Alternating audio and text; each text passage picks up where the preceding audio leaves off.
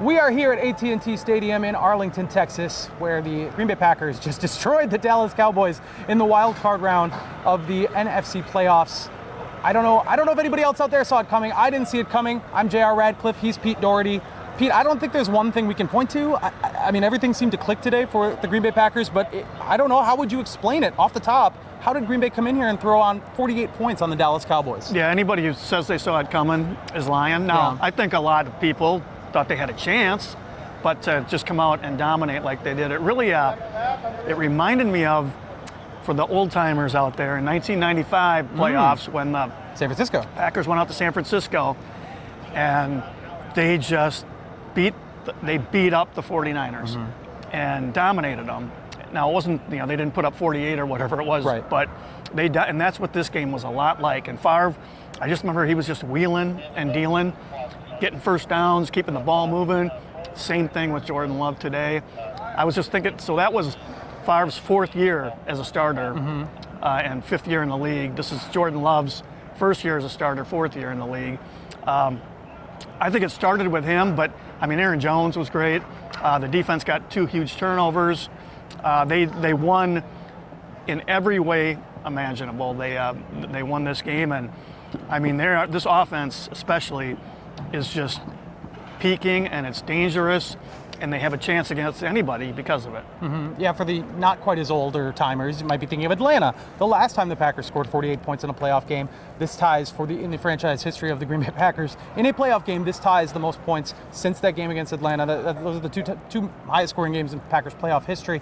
So we have to talk a little more about Jordan Love. We're probably running out of superlatives, but he really should have had a perfect quarterback rating in this game, which would have been unbelievable. Rookie in his first playoff appearance, but it didn't end up that way, but close enough, And I don't know what else we could say about him other than, okay, this was the big stage. One thing we wanted to know: how is Jordan Love going to perform on the playoff stage? I think we got our answer. The guy was unstoppable. This team was 8-0 here this year, 16-0 actually the last 2 seasons. Yeah. They've got a couple outstanding rushers with Lawrence and Parsons. So there's a lot of things that can go wrong when you play against these guys, especially if you're playing from behind, which obviously the Packers weren't. But these, you get third downs, these guys are teeing off, and Love was scrambling around finding guys. I think there's at least twice where he stood in there and took the shot, including I think on the Wicks touchdown he might have, where he just stood in, took the shot, got the ball out, made the completion. If a month ago the Packers were feeling really good about having Jordan Love as their quarterback in their future, I mean, right now they've just got to be ecstatic. Coming into the penultimate game of the season, there was no Packers receiver. Penultimate, that's right, let's do this. In the second to last game of the season, the Packers hadn't had a 100-yard receiver. They now have 3 in a row, and it's a different receiver each time. Huge game today for Romeo Doubs.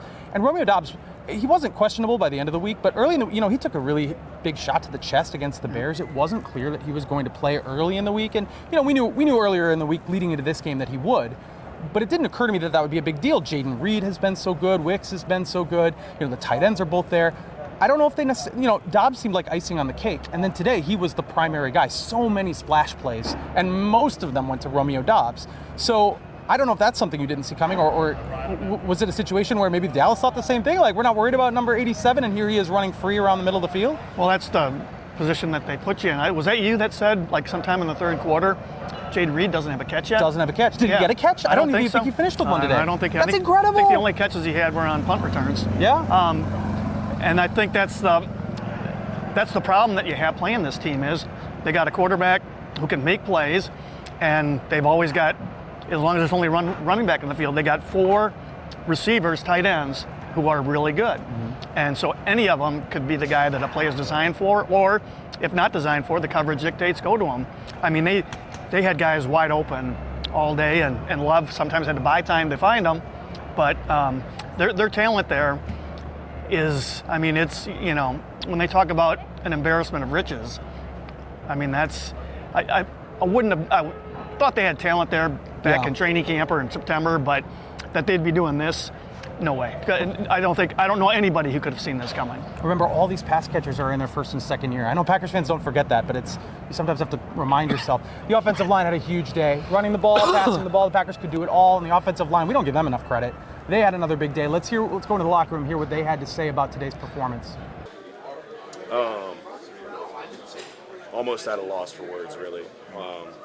It's been so fun. I think the hard times have made the good ones so good.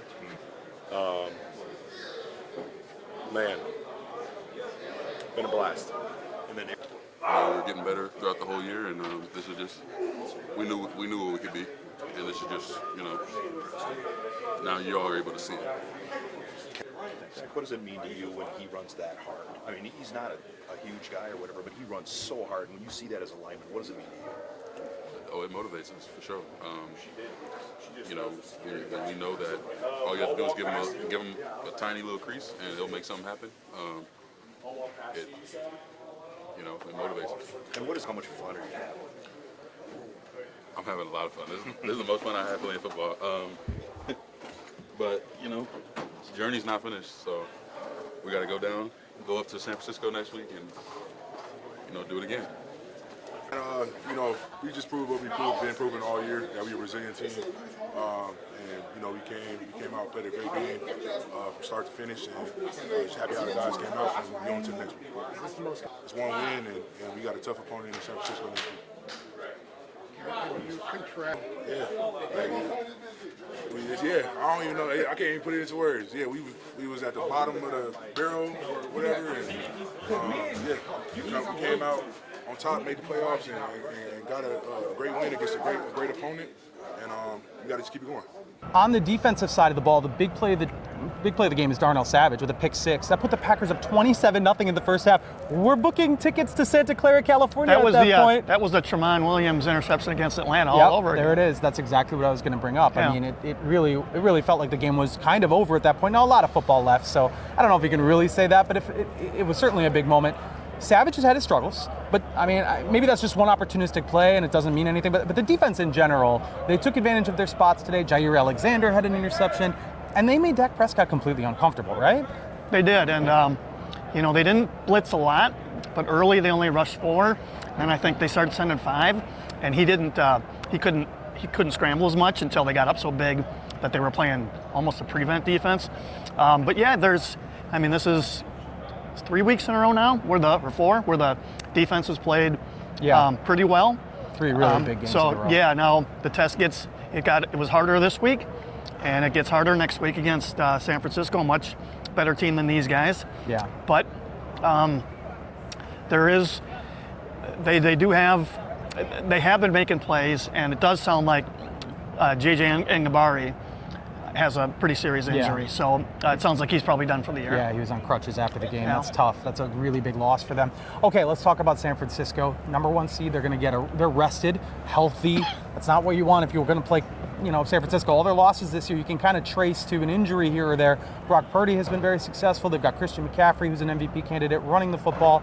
And then they've got George Kittle, who's a fierce matchup as a tight end. So what are the chances here? I mean, we couldn't have seen this coming against Dallas, but I don't know if do we just say, you know what, it's still the house money principle? Who knows what's going to happen when they go to San Francisco? Yeah, and you got Deebo Samuel. Oh, I didn't even say him. That's foolish. And Brandon Ayuk now, I mean, he was second-team All-Pro.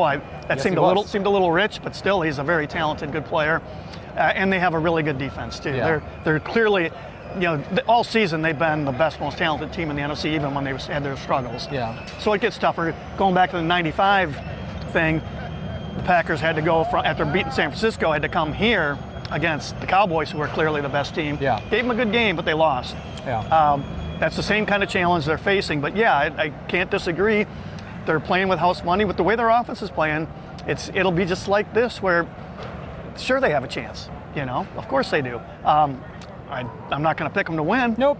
But we didn't this week either. No, but that doesn't mean they can. I looked, the early line was 9 or 9.5. Yeah, that seems right. But get off to a good start with all these weapons.